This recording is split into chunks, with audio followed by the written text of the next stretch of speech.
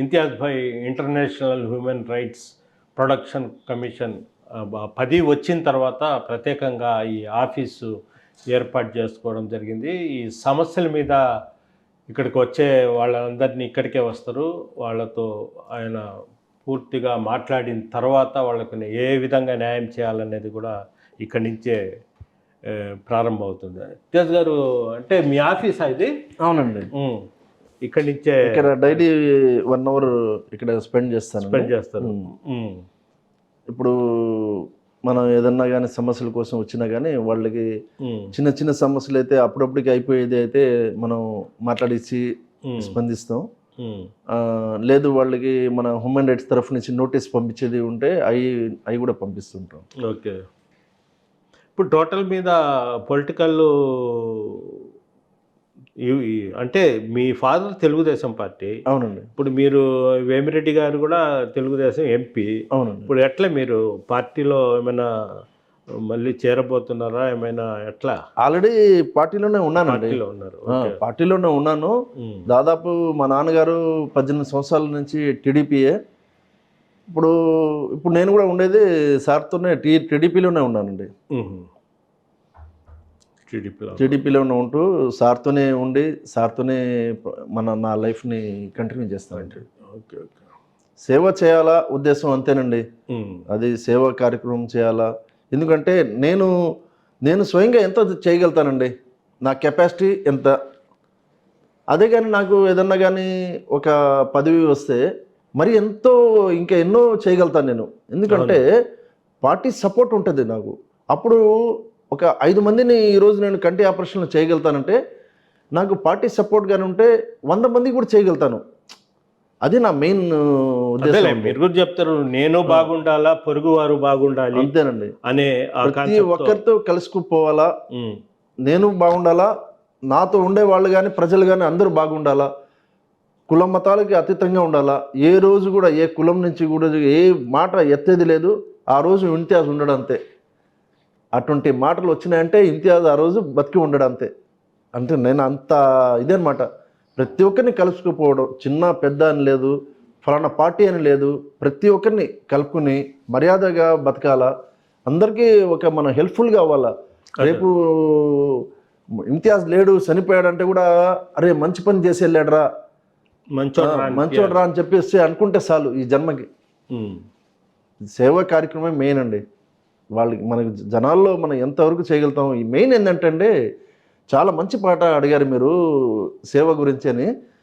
నేను కోరుకునేది ఏంటంటే ఎడ్యుకేషన్ గురించి. ఇప్పుడు ఆల్రెడీ గవర్నమెంట్ ఎడ్యుకేషన్ గురించి చేస్తుందండి, కాదంటం లేదు. మరి ఎంత మెరుగ్గా చేయాలని నా ఒక ముస్లిమ్స్లో చాలా తక్కువ చదువులో ప్రతి ఒక్కరు ముందుకు రావాలండి. చదువుకో లేకపోతే లైఫే లేదండి. చదువు గురించి ప్రతి ఒక్క బిడ్డ చదువుకుంటే వాళ్ళ లైఫే మారిపోద్దండి. చదువుకి గవర్నమెంట్ కూడా ఫ్రీ ఎడ్యుకేషన్ గురించి బాగా సపోర్ట్ చేస్తే బాగుంటుందని ఆల్రెడీ చేస్తున్నారు. ఎన్నో గవర్నమెంట్ స్కూల్స్లో ఫ్రీ ఎడ్యుకేషన్స్ ఉన్నాయి, ఇంకా పెంచాలన్నమాట. ఎందుకంటే ఎడ్యుకేషను మరియు హాస్పిటల్స్, ఆరోగ్యం గురించి సామాన్యులకి ఎంతోమంది బాధపడుతున్నారండి ఈరోజు కూడా. మనకు గవర్నమెంట్ హాస్పిటల్స్లో ఫ్రీగా ఆపరేషన్స్ చేస్తున్నారు, నేను కాదంటం లేదు. అది సరిపోవటం లేదు. నేను గమనిస్తున్నాను ఈ హ్యూమన్ రైట్స్లో వచ్చే కేసుల్లో. అది ఇంకా మరి ఎన్నో ఈ జనాలకి ఒక ఆరోగ్యం గురించి ఇంకొన్ని పథకాలు ఎక్కువ పెట్టి. నెల్లూరులో మీరు ఈ గాంధీ స్టాచ్యూ మొత్తం మెయింటెనెన్స్ మీరే తీసుకున్నారా? అవునండి, దేవుడి వల్ల 5 స్టాచ్యూస్ తీసుకున్నానండి. అది కూడా ఆనం రామనారెడ్డి గారు నారాయణ గారితో మాట్లాడించి వెంటనే నారాయణ గారు గ్రీన్ కార్పెట్ వాళ్ళకి పిలిపించి, అది ఒక డివిజన్ అన్నమాట గ్రీన్ కార్పెట్ అనేది, వాళ్ళని పిలిపించి విజయవాడ నుంచి వెంటనే నాకు హ్యాండ్ ఓవర్ చేయడం జరిగింది. మన ఆర్టీసీ కాడి నుంచి ఇందిరాగాంధీ స్టాచ్యూ కాడి నుంచి, అదేవిధంగా అంబేద్కర్ గారి స్టాచ్యూ, గాంధీ స్టాచ్యూ, మన ఆనం వివేకానంద గారి స్టాచ్యూ, ఇవన్నిటికీ నేను దానికి చెట్లు అయితే నాటడం అయితే కానీ, అదేవిధంగా దానికి నిరంతరంగా మెయింటెనెన్స్. మా అబ్బాయి వచ్చేసి డైలీ ఒక మార్నింగ్ టైంలో ఈవినింగ్ టైంలో పోయి వాటర్ వేయడం, దాంట్లో మళ్ళీ ఆ స్టాచ్యూకి చాలామంది పూలమాల వేసేసి వెళ్ళిపోతారు, దానికి మళ్ళీ అది అతుక్కుపోతుంటాయి. అవన్నీ దాన్ని క్లీన్ చేసేసి ఏ రోజు ఆ రోజుకి ఆ మాల రెండో రోజుకి తీసేస్తాను నేను, మా వాళ్ళని పంపించి ఆడంతా క్లీన్గా పెట్టడం, వాటి ఎంత మెయింటెనెన్స్. ఈరోజే మదీనా వాచ్ కంపెనీ నడుస్తుందండి. ఒకటి చివరిగా అంటే జుమ్మా మసీదు ఏదో సంబంధించి మనకు 13 ఎకరాల వగ్బోర్డ్ సంబంధం ఒక స్థలం ఉంది. అవునండి. అందులో నిన్న మంత్రి నారాయణ గారు, అబ్దుల్ అజీజ్ గారు ఆ స్థలంలో 5 ఎకరాల్లో ముస్లిం పేద పిల్లలకు స్కూల్ కట్టాలని నిర్ణయించారు, సుమారు ఒక 15 కోట్ల రూపాయలతో. దాన్ని ఏమంటారు? చాలా బ్రహ్మాండమైన ఇదండి. ఎందుకంటే వక్ఫ్ బోర్డ్ చైర్మన్గా అజీజ్ గారు వచ్చిన తర్వాత ఈ ఆంధ్ర రాష్ట్రంలో చిన్న చిన్న స్థలాల కాడి నుంచి ఆయన పరిశీలించి దాన్ని జాగ్రత్తగా చేసి దాన్ని లోతుకి వెళ్ళి ఏమేం చేయాలనేది మొత్తం న్యాయంగా చేస్తూ సార్ ఒక అజీజ్ గారి ఒక దానికి ఎన్నో ధన్యవాదాలు చెప్పుకోవాలా. ఈరోజు సార్ వచ్చేసి అజీజ్ గారు పోయేసి నారాయణ గారితో చెప్పడం, ఆ స్థలంలో హాస్పిటల్ కడితే బాగుంటుందంటే సారు వెంటనే స్పందించి పై వాళ్ళకి తీసుకెళ్ళి దానికి శాంక్షన్ చేయడం అనేది ఖాళీ పడిపోయే స్థలంలో ఎవరికి ఉపయోగం వస్తుందండి? అటువంటి వాటికి దగ్గరుండి చేయించడం అనేది అది రియలీ ఒక చాలా నాకైతే భలే నచ్చింది. ఎందుకంటే ఆ స్థలాలకంతా కాపాడుతూ ప్రజలకి పనికి వచ్చేటట్లు చేస్తున్నారనమాట అజీజ్ గారు. అది అజీజ్ గారి ఒక ఇది. అటువంటి వాళ్ళే ఇంకా దానికి వక్ఫ్ బోర్డ్కి కంటిన్యూ అవ్వాలా ఫర్దర్గా కూడా అని నేను అనుకుంటున్నానండి. ఎందుకంటే సార్ ఉండే వరకు జనాలు ఆస్తులకంతా కాపాడుతారు, దాని తర్వాత కూడా అజీజ్ భాయే ఉండాలని చెప్పేసి నా ఒక ఉద్దేశం అండి. ఎందుకంటే ఎంత మార్పు వక్ఫ్ బోర్డ్ స్థలాల్లో నేను చూడలేదండి.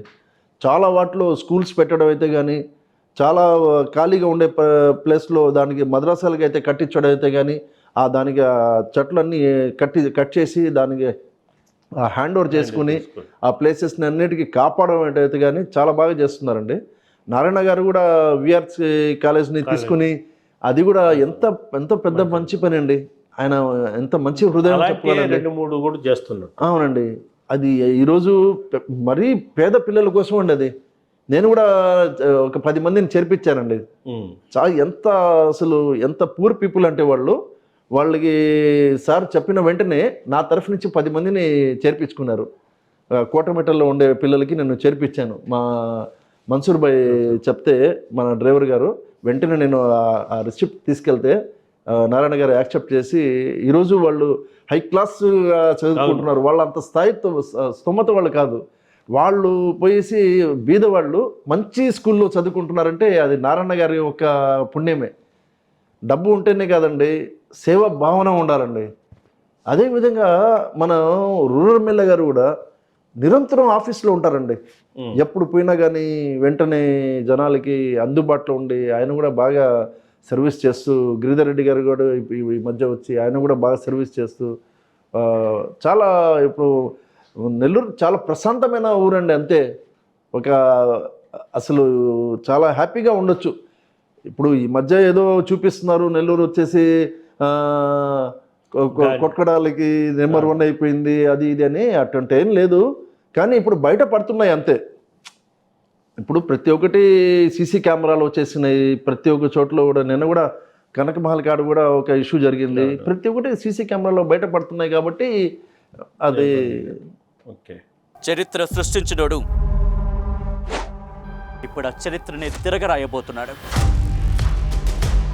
అబద్ధాల గోడల్ని బద్దల కొట్టి నిజాలను రాగా మీ ముందుంచబోతున్నాడు.